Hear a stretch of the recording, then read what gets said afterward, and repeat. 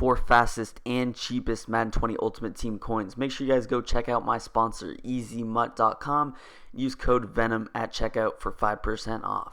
Yo, what's up, guys? On Fire here, back in the video, and today I'm going to be showing you guys a great coverage defense to run in Madden 20. Now, this is going to come to us out of the big nickel over G formation. Now, something that I want to point out is that the play is also going to be available to you guys in the nickel 2-4-5. As you guys see, the play we're running is corner blitz 3. Same exact play in the nickel 2-4-5 as well as the nickel normal. The reason that I'm running it out of big nickel over G is just because it's better against the run, simply. Also, block sheds seem to be a little bit better at a big nickel over G. That's just my personal opinion, though. And yeah, so what I'm going to go ahead and do is set some substitutions. Now, out of the big nickel over G, you're actually going to have some weird audibles that you're gonna have to do. Like your strong safety, I think, will be at slot corner, so just make that adjustment. You can also put these safeties at linebacker, just get a little bit more speed and coverage on your field. So with that being said, what I'm gonna go ahead and do is just come out in our play. I'm actually gonna run it to the flipped side. You can I prefer running this with auto flip on, so you can run it with auto flip, it doesn't matter. Let's just gonna go against a random shotgun pass. There we go. So right off the bat, what I like to do is something you guys might recognize is going to be that you have some unique zones on your field. You have seam flats, 3 receiver hooks. You have these orange D-line. I'm not exactly sure what these orange D-line blitzing hooks do, but what I'm going to do right off the bat is just put my B corner in a cloud flat. We don't want him in a blitz. The blitz would never even get there, and if it does, it's going to take 5 seconds. Your opponent probably gets the football off in 5 seconds anyway, so let's just get that right out of the way. Something that you can do if you want this slot corner in a purple zone to create a better cover 3 cloud is you can just shade over the top. That's going to keep your corner in a cloud flat. It's just going to put this guy in a curl flat as well as this guy in a curl flat instead of the seam flats. I kind of prefer him in a cloud flat personally, so what you're going to do is just shade underneath, shade back over the top. That's going to get these guys in cloud flats. This is going to be our user right here with Harmon, and you guys see, once again, you can just put him in any zone where you're using him. It doesn't really matter. And once again, these orange D linemen, I'm not sure what they do. These orange little blitzing, usually they're red, so you can just pinch your D line, slant outside. Now you get normal blitzers. You can contain, again, if they have a scrambling quarterback, you can obviously spy him as well. Now we have Trubisky. I'm just going to slant outside, get some good block shed animations as well. Now you can also move Brooks over to the left just so he lurks that side first and then heads over. The reason that I'm running this cover 3 cloud setup out of the corner blitz 3 is simply just because of this zone with Brooks. He's the key reason. Now, something that I want to mention about this right side, in my experience running this play, you can get burnt by these fade routes on the right side or streaks, especially if they have an old school fade where you can't be pressed. What you might want to do is move him back. Since I already touched him, or user touched him, I'm gonna have to move him back manually, but usually there's a way to do that. I'll show you guys that on our next play. So boom, here's the setup, just basic. I'm gonna go over a couple of other setups in the video. So snap the ball, I'm lurking, covering RB, I can lurk that with B, and you guys see, look at that 3 receiver hook. I'm gonna go show you guys the instant replay, but look how excellent this zone is. This is the whole reason we're doing all these adjustments. I'm just gonna follow the 3 rec hook. It's gonna be this guy right here. Boom, I just want to watch him. Look, he's lurking the middle of the field perfectly. If he throws it Y, that's an easy click on pick right there. Now he's not gonna fall down those zones just because he's on the left side right now and he's just following that zone, but look, he's just following that S route all the way up until when Mitch gets sacked. So super good zone. We obviously have the in routes covered with our user, and by the time he gets sacked is when I sort of break off that route. Anyway, the flat zone should be able to pick it up. So again, I'm right off the bat, you can just pinch your D line, slant outside, be in a cloud flat. Now if you don't know how to put B in a cloud flat, just double tap Y, press B and the left stick down. If you want to know how to move him back, that's Y, A, B, and the right stick or the left stick up. It works with both.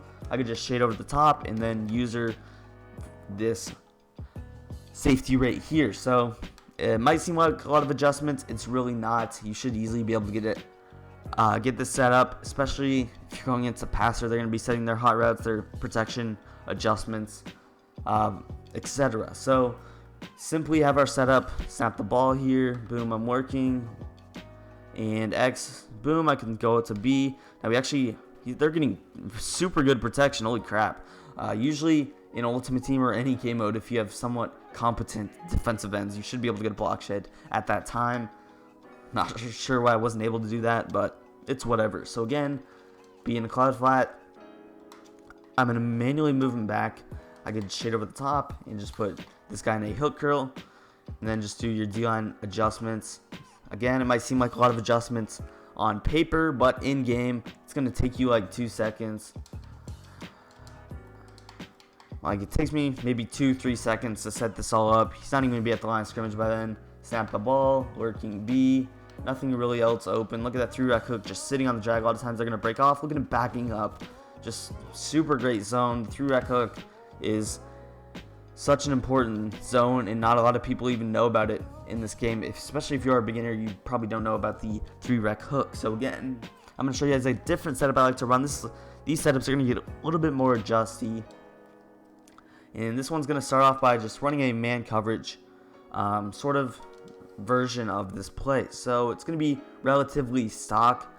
Let's just set up our D-line. I'm going to man up B on B, and I'm actually going to leave the flat zone here.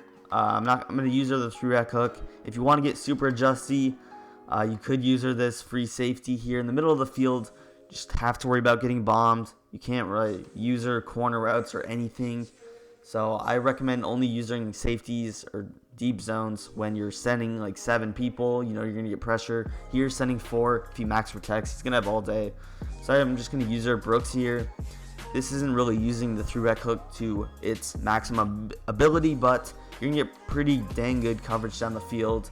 Snap the ball. Boom, we're using that hook. Sorry if my voice sounds a little bit weird. Also, I am sick, but you guys see the coverage is perfect. Obviously, these aren't meta plays, but they are still getting locked up. So again, that setup's just going to be me manning up our outside cornerback on that outside receiver.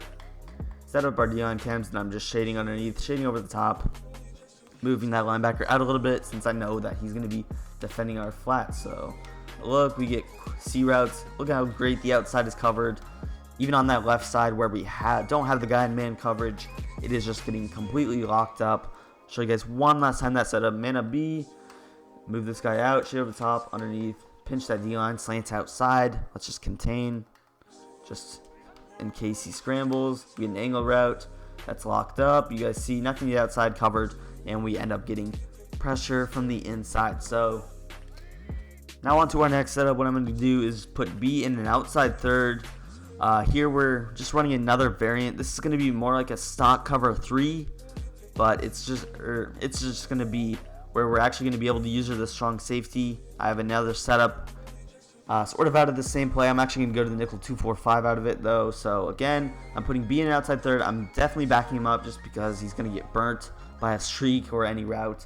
If you don't want that to happen, you can shade over the top obviously. But again, here I'm going to move Harmon out just because he is going to be defending our flats in the setup. I'm going to shade underneath over the top and leave our 3-rack hook here. I'm actually going to use our Patrick Chung here, so you might want to move him over to the left if you have time. Obviously, here we get to use her like your starting strong safety. It's also going to throw him off if you're just running this play, coming out in 4 or 5 different variations of the play. There, they obviously could have hit the drag, but we're fine giving up a 4-yard drag. Your opponent's not going to want to check down the drag every down. So just keep that in mind. Bend but don't break. One last time though, pinch our D-line, slant outside, be in a outside third. You could move this guy out, shade underneath over the top, and you could actually leave that linebacker if he does go into the gap like that. It can be pretty good for like stepping back and lurking. There he actually, for some reason he's on a blitz assignment. I definitely didn't blitz him, but I guess don't leave him in the gap. Just learned that right now, but you guys see everything actually relatively good coverage anyway. So just for the last setup, I'm going to head into a nickel 2-4-5 just because these safety zones and slot corner zones are awful out of our big nickel over G. Something that's kind of annoying with the formation, but that you have to deal with. So again, I'm going to run sort of the same variation as our last setup, putting B in an outside third.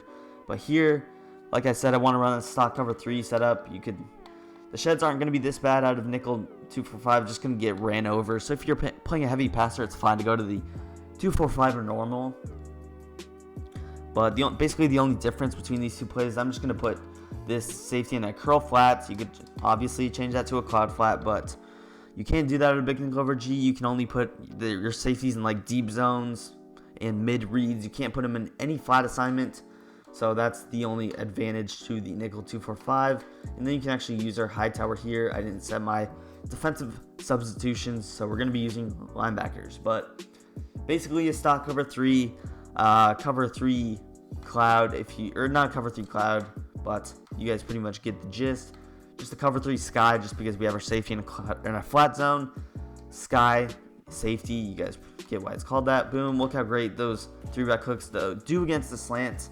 No way you could have hit that left side, and easily able to defend it on the right. One last time, you can slant pinch, but it's not really going to do anything. You can slant outside, easily open up run though. Again, putting B in an outside third.